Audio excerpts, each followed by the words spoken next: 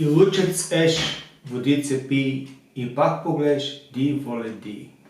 Велик е бил Яворов велик и български народ е велик, защото можел с една глава лук и две филии хляб да изкарат цял ден на нивата и да копа. И така нашата тема днес е направата на лучник. Лукът, принципно лучника е постен и се е правил на благовещение, когато започва пролетта и свършва зимата, но ние сега сме посред зимата и ще си направим не постен лучник, а ще си направим месен. Така, първо имаме една паничка хладко мляко, около 100 мл.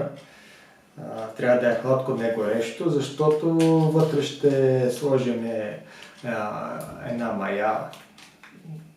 Може такава суха да сложите, може да си купите на купчета. Аз слагам суха.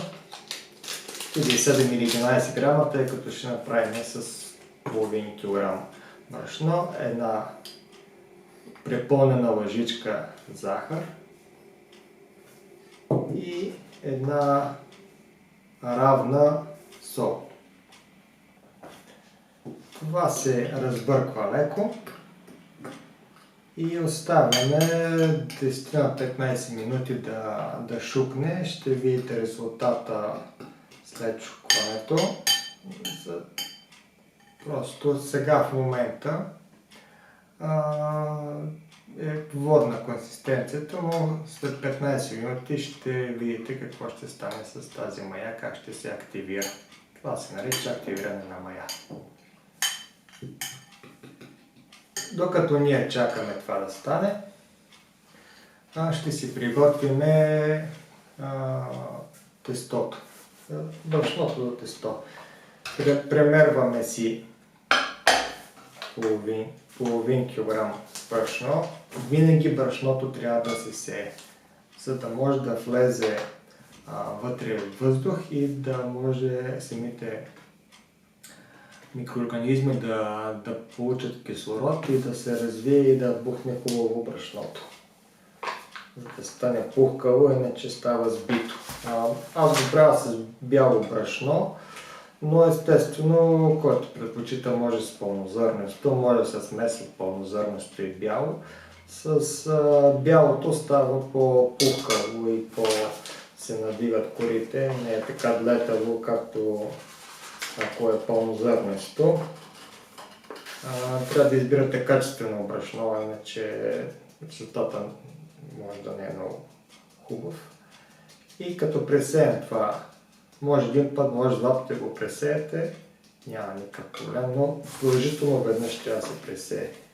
И отмервате 500 грама. Още малко.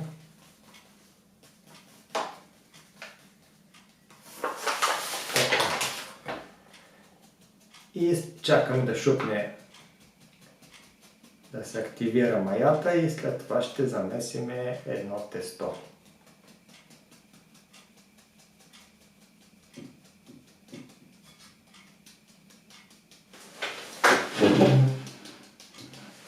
Като чакаме да се активира маята, ще си подготвим лука за лучника. Значи единият вид лук, това трябват ни 4-5 глави, понеже моите са малки, но иначе става с две по-големи. Червен лук и 2-3 стръка праз. Ако по-едър праза, 2 стърка, ако по-малък като моя, може и 3. Лука се реже, аз обичам да го режа наситно, съвсем близко тук до корените се отрезва, за да остане това, после ще покажем как се реже лесно. Отрязва се от двете страни. Това съм сложил тук едно нейлонче, за да мога после всичко да се бере и да го изхвърля лесно по кука. Разрязваме на две и белиме. Ще вземем нашия нож за белене. Не е удобно с големия нож да са бели. трябва малко ножче, което да свалиме горната люспа на лука. Лука ни е обелен. Тук нарочно не изрязах по-плътно, за да може това да държи целия лук и сега ще видим как ще нарежем лесно. Това се хваща така и го изхвърляте в буклук. Събирате го и го хвърляте в буклук, аз ще дорежа останалите глави и след това ще покажем и праса. И така вече сме готови с всичкия лук. Събираме тези остатъци и сме готови да ги изхвърлим. Сега как режеме лука? Аз казах, че обичам да го режа много ситно. Слагаме си пръстото отгоре и правим няколко прорези.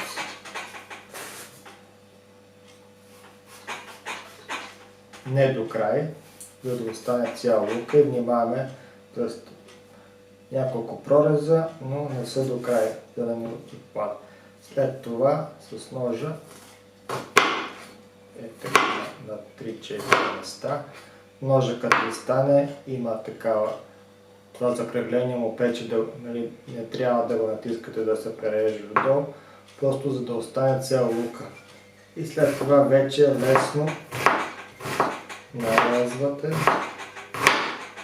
главата на сито.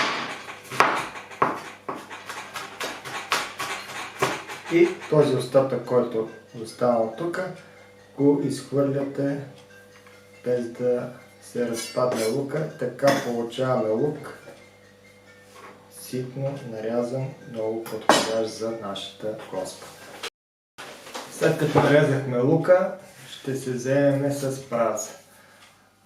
Праза, ако има тук по-дълги зелени листя, трябва много внимателно да ги обърнете и да тук вътре да всипате вода, когато ги миете, защото в повечето случаи съдържа кал и пясък и може да ви рупа после в зъбите. Като обелите външната част и поизрежете тези листа, които са, трябва тук плътно да сипете вода. Ако няма зелената част, е по-лесно. Изрезвате и долната част, която е с тук коренчето. И след това ще покажем как ще го нарежем на него на сито. Сме измили праза, го нарязваме на първо на някакво равни части, защото е по-лесно да го разрежеме. След това всяка такава част на две.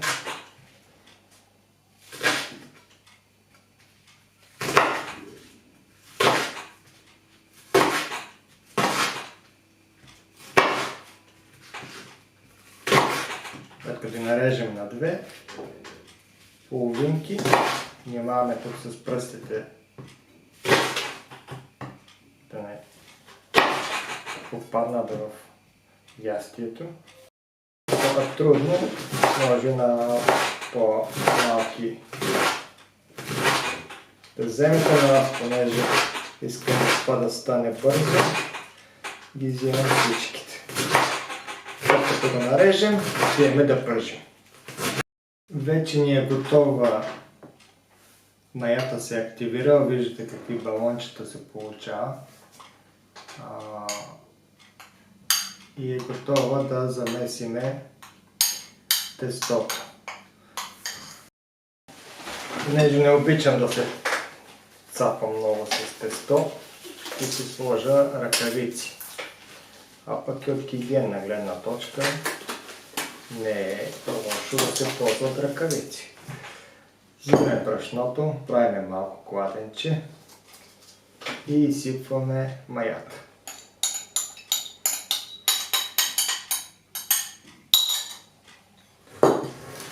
И започваме леко да разбъркваме.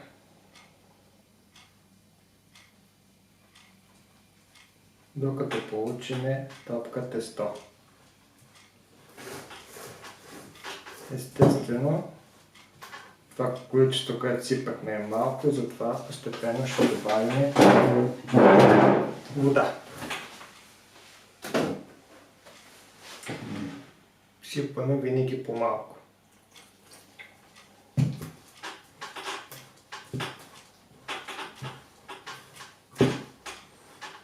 И чакаме да се поеме водата от брашното хубаво и тогава може да сипеме пак.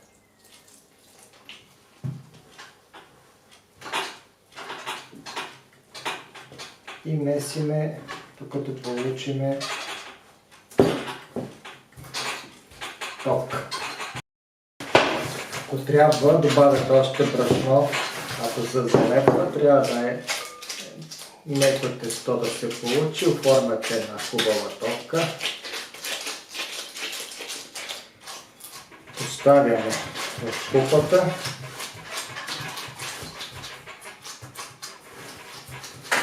И поливаме с малко зехтин. Това се прави с цел брашното, като почва да втасва, да не изсъхне, да се получи кора, която е корава и неприятна за ядене. Не много зехтин, малко само. И това го завиваме с фолио. Завиваме го с фолио и го слагаме на топло място. Ако в стаята температурата е 25 градуса, е окей. Ако е по-малко, обаче няма да се надигне достатъчно самото тесто. Затова аз предпочитам, както е в този вид, да включа фурната на малко под 50 градуса и да чакам да си отвои обема, да изпълни цялата купа и тогава ще продължим с следващите стъпки. През това време ще си приготвим плънката. За плънката вече имаме нарязания лук. Взимаме половин килограм кайма. Може да вземете смес, може само телешка, може и свинска. Баба ми предпочиташе да вземе месо и да го накълца, или пък ситно нарязано месо също става, но моя вкус установих, че с кайма повече ми харесва, затова предпочитам с кайма и освен това е по-лесно. Така ще ни трябва чубрица, това ще го сложим после, малко сол и малко домати. Доматено пюре. Или ние си приготвяме такова пресичано, го казваме. Това са консервирани домати в бутилка бирена. Това ще го покажем. Ето идея ми хрумва. Ще покажем как се правят пресичано такива домати, които може да се консервират и да си ги ползвате зимата. А сега да вървим да пържим. И сипваме олио, колкото да покрие дъното, даже може малко повече, защото лука е доста. И включваме на умерен котлон, не много силен. При по-слаб котлон се получава по-хубав загар на лук, отколкото при силен. Чакаме малко да се загрее и почваме да пържим. Олиото ни се нагря. Как проверяваме, като слагаме едно парченце, когато започва да свърчи, значи е готово. Сега е нагряло достатъчно. Изсипваме двата вида лук, които нарязахме по-рано. И започваме да ги пържим, като разбръхваме периодично. Пържим ги 2-3 минути, докато умекне самия лук. И леко да се карамелизира. Не да става кафяв, жълт, черен. Просто трябва да пусне леко сок и да поумекне. Така периодично през 20-30 секунди пребъркваме, докато стане готов. Лука ни е почти умекнал. Виждате как се получава. И сега е момента да прибавим каймак. Изключваме котлона, оттегляме го от горещата площ и сега ще прибавим каймак.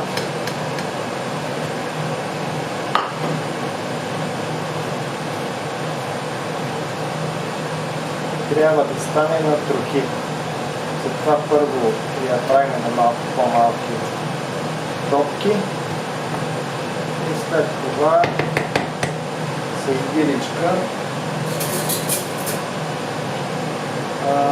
я правим на трохи.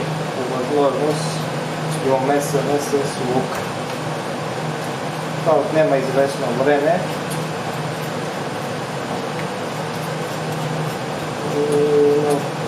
Но така каймата се разпределя равномерно и не става на топки, а ще стане на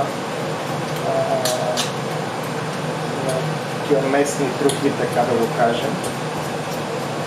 И след това ще го запържеме, за да се вкуси с лука и да стане полуготова. Трябва да се сложи полуготова, даже готова още по-добре да е в лъчника, защото ще бъде по средата между двете кори.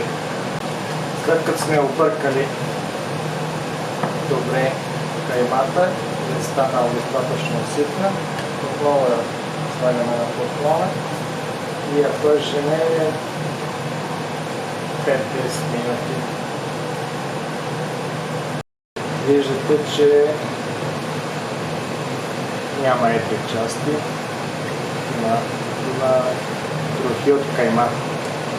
Слагаме чубрица, по една лъжичка чайна. Винаги чубрица трябва да се стрива пред ръце, защото иначе остават груби. Ще сложа още малко пичене. Чубрицата е хубава, българска, лично производство.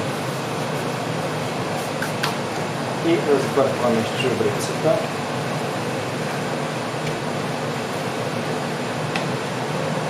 Слагаме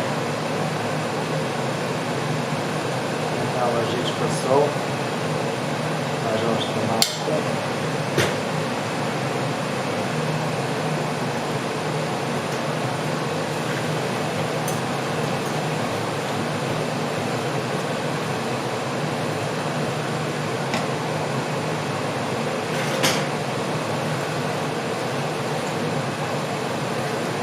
Продължаваме да бъркаме и сега вече е момента да сложим така прословутото пресичано. Това са домати по специална технология. Слагаме малко от пресичаното. Това може да се замени естествено с консерва от домати или доматно пюре. И бъркаме докато се изпари всичката вода от ястието. Накрая, като се поизпари водата, ще добавим и червения пипер, който се слага накрая, защото в противен случай много бързо се стяга цялото ястие и не може да загори отдолу. Бъркаме докато се изпари водата, трябва да сухо останало ястието, защото когато се сложи в тестото, ще се влепи самото тесто. Сипаме и червения пипер и бъркаме още 1-2 минути. Червения пипер по принцип сгъстява ястието. Бъркаме още 1-2 минути и го оставяме да изстине. Трябва да е почти студено или да се оставя температура, да не е много горещо, защото се пресече самото тесто. Да си приготвяме една тава, която ще правим лучника. Аз предпочитам да не я намазняваме, да сложа хартия. Примерваме колко ще ни трябва. Така. Защото е по-лесно да се извади лъчника с хартията, отколкото с намазняването и набрашняването. Хубаво прилепваме хартията и изреждаме излишната от края.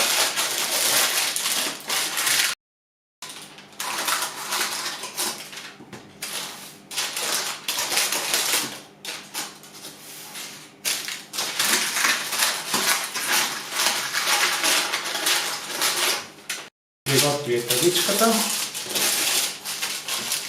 и време да видим какво става с нашето тесто. Към фурната и какво виждаме тук, почти вече се опира тестото в горния край на найлона. Значи изчакам още 5-6 минути и вадим и почваме да месим.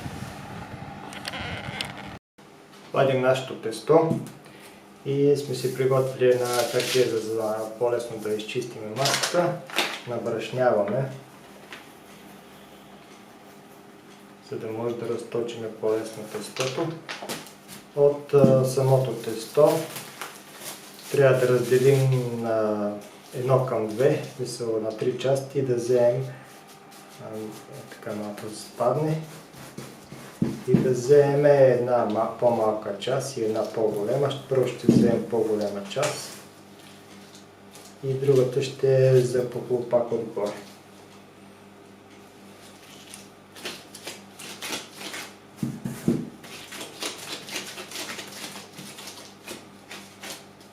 Сега трябва да разточиме, за да може да стане малко по-голяма от тавата и да излезе леко извън нея. Започваме да точим с точилката и правим кръг.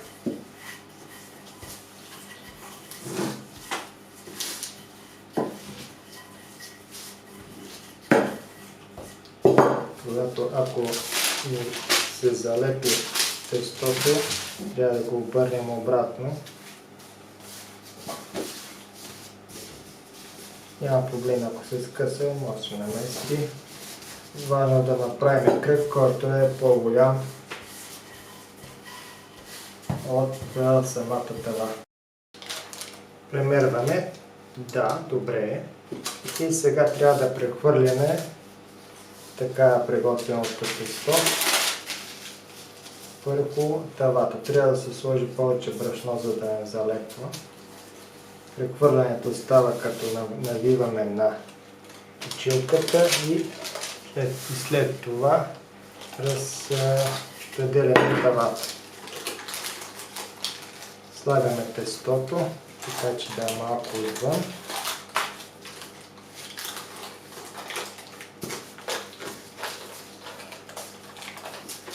И се приготвяме за втората кора.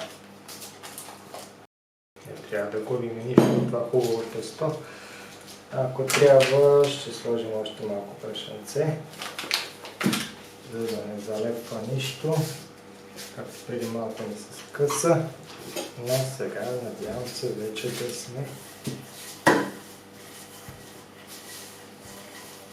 по-добри. И ще го връщаме тогава по-често, за да не залепва и да не се скъса. Правиме кръг.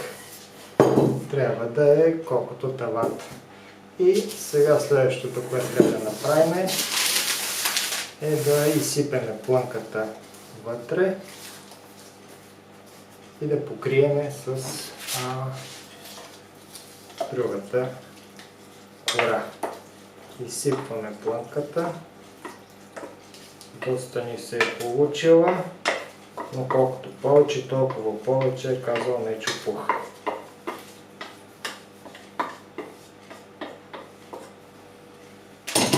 Разпределяме плънката равномерно на един пласт.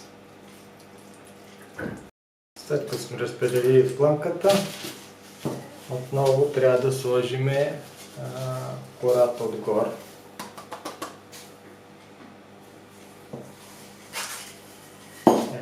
Така. И сега трябва да запечатиме, да върнем тестото вътре, външното, и да запечатиме краищата. Как ги запечатваме? Ми прищипваме така на диагонал, по-малко се прищипва, за да се запечатат тестото, нещо като пица калцоне става. Притеснявайте как точно е намачкано, това ще се надигне и ще стане едно цяло.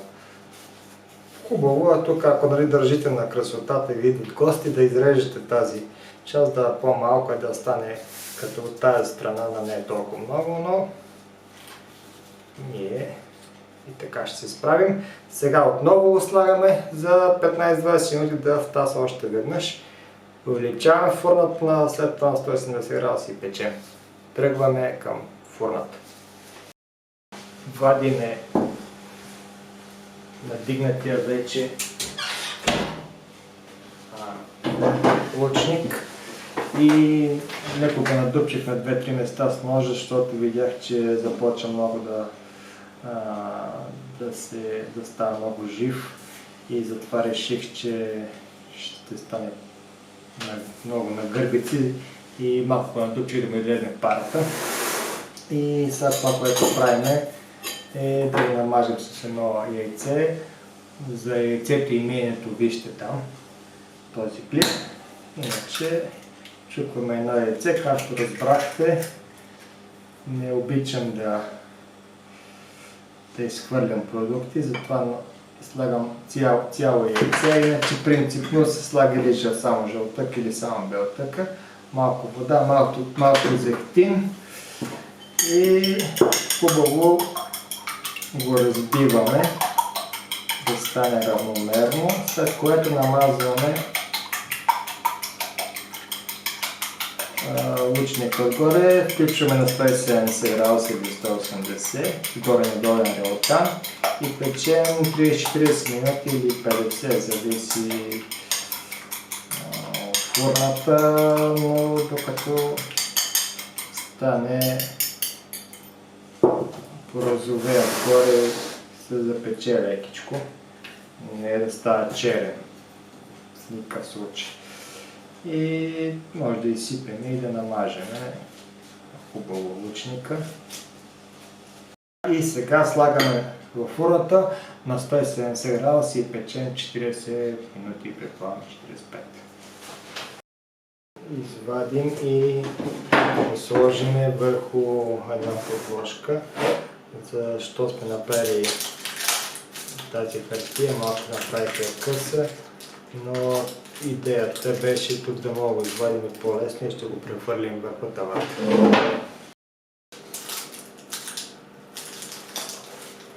И сега лесно ще го прехвърлим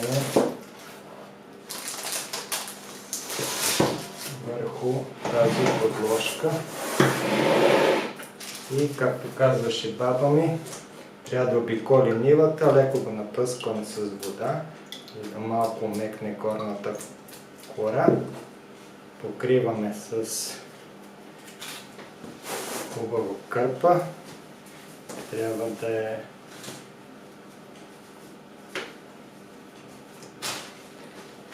хавлиена, за да запази топлината. За 10 минути само го изчакваме, обикаля нивата, режем и ядем.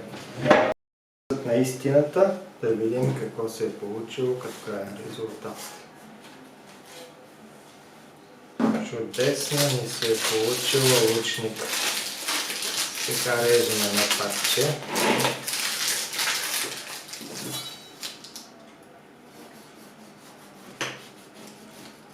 И сервираме.